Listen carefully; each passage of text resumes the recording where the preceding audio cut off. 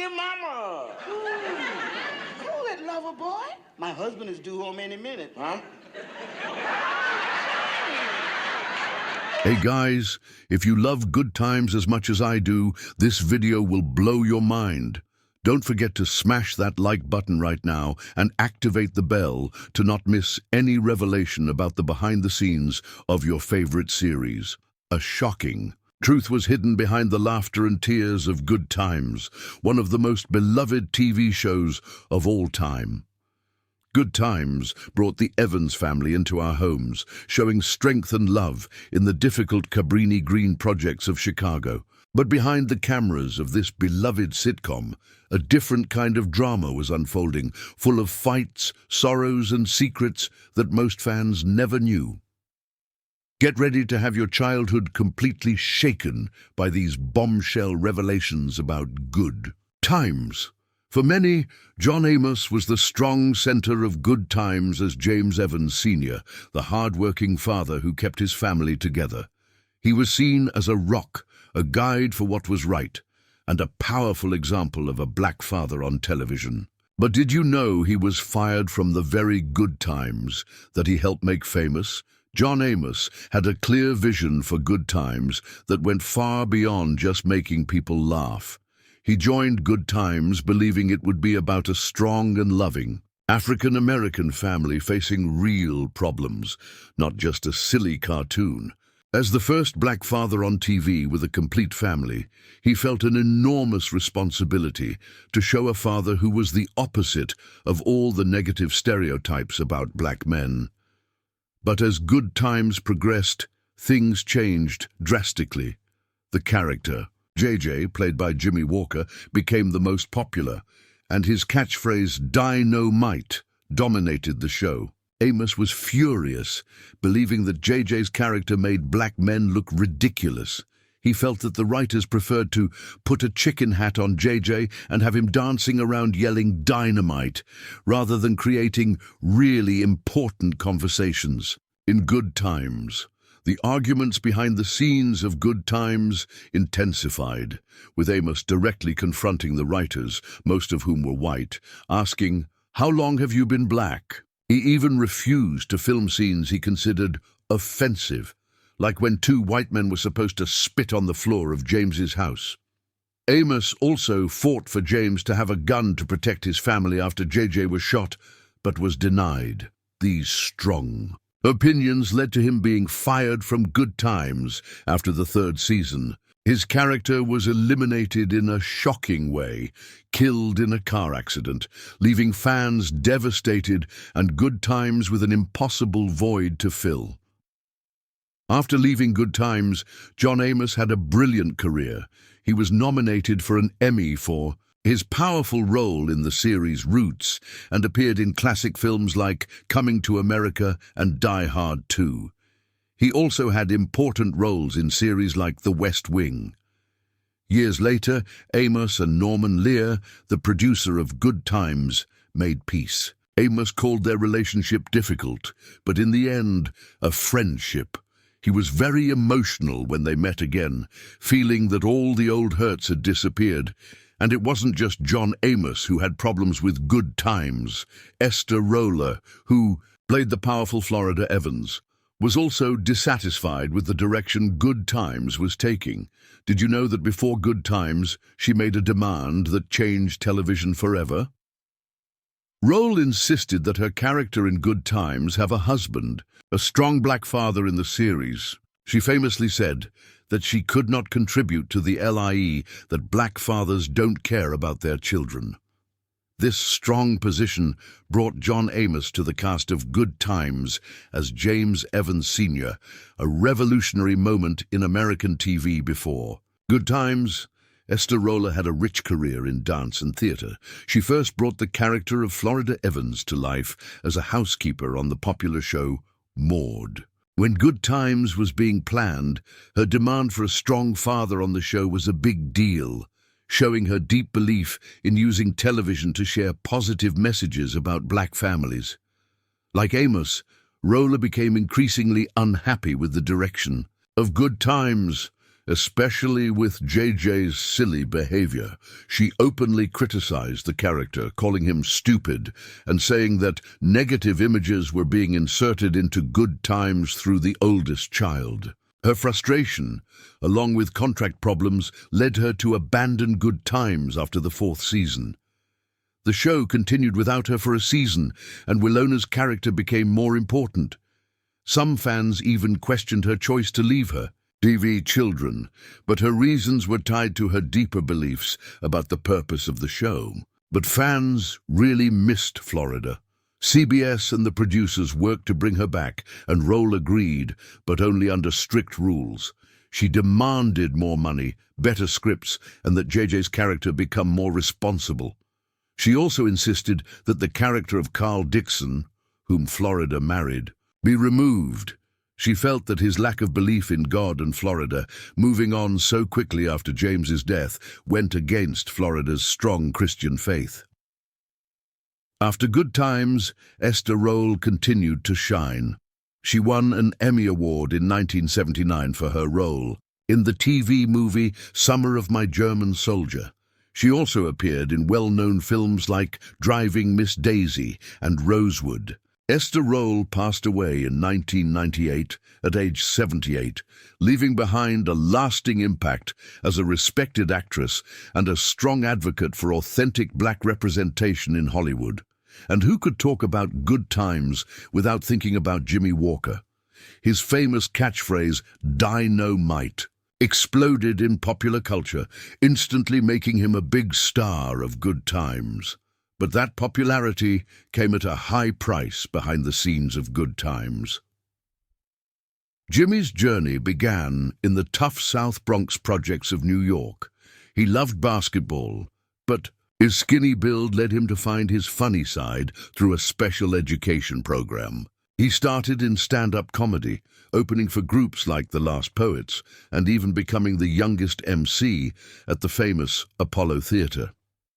His raw talent caught the attention of Norman Lear's casting director, which led him to Good Times. The show's director, John Rich, insisted that Walker use dynamite in every episode, a phrase that both Walker and Lear weren't sure about at first, but it worked, making JJ a huge star and leading to products like Talking Dolls with his catchphrase.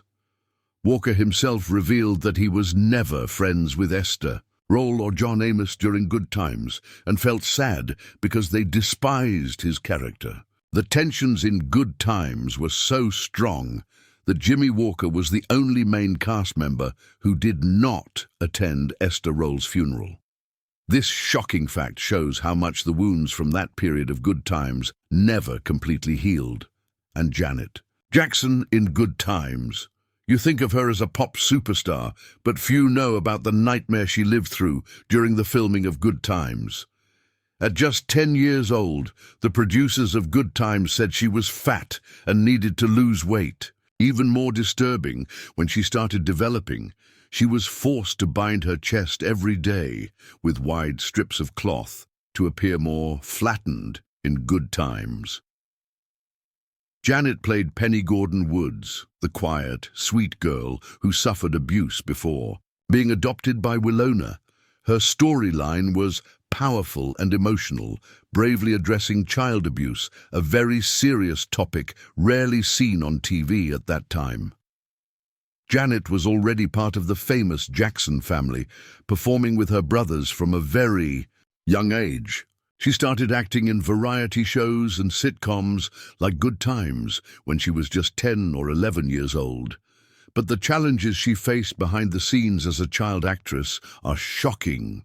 Janet revealed that this was deeply uncomfortable and humiliating, affecting her relationship with her own body for decades after Good Times.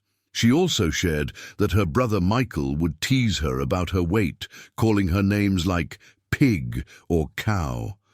While she believed his teasing wasn't meant to be malicious, it still hurt and changed how she felt about herself. These early experiences in Good Times marked the beginning of her struggles with body image, showing the dark side of being a child star. Despite these initial challenges, Janet Jackson went on to become a global superstar. She took control of her career in her teens, releasing revolutionary albums like Control and Rhythm Nation 1814. Her music and dance moves broke barriers of gender and race, making her one of the most important pop artists of all time.